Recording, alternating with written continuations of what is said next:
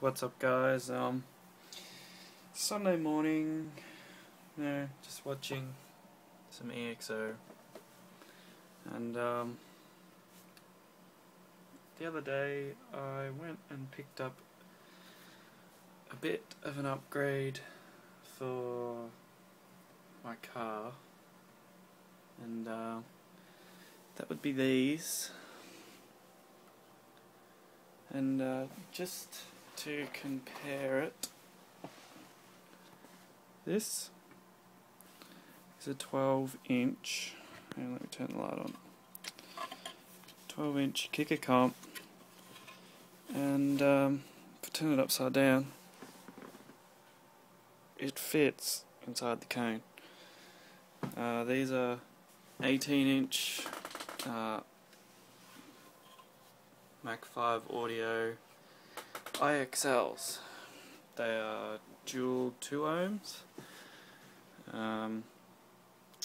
Fortunately I can't fit all 3 in the back, but I'm going to do 2 ported and have interchangeable ports. So I'll do one at about 28 Hz, one at about 34, and I'll also make a plate to seal it, see what sounds best, and yeah, use 28 Hz for daily, probably the 34 for bass battle and stuff, because it peaks closer to my car's resonance, which is about 40. So this is the box I've designed. Now it's going to take up the whole back of my wagon, and there's little bits here so that it fits over the shocker towers, and yeah, you can see it's got the hole for the changeable ports. So one is 500mm long for about 28 Hz, and the other is 300mm long, I think it was, for about 34.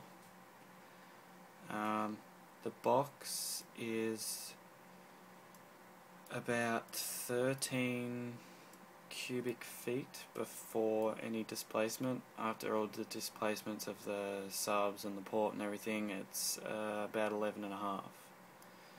So for these subs they recommend about 6.5 each ported, so it's a little bit small, but it should still work okay. And yeah, so obviously I'll have the different plates to put in here for the different ports. See what sounds best. If the ported doesn't sound right because the box is too small, then you know, I'll just seal it, see how that sounds. But I'm pretty sure it'll sound alright. And as for amps, I don't really know what I'm going to go with yet.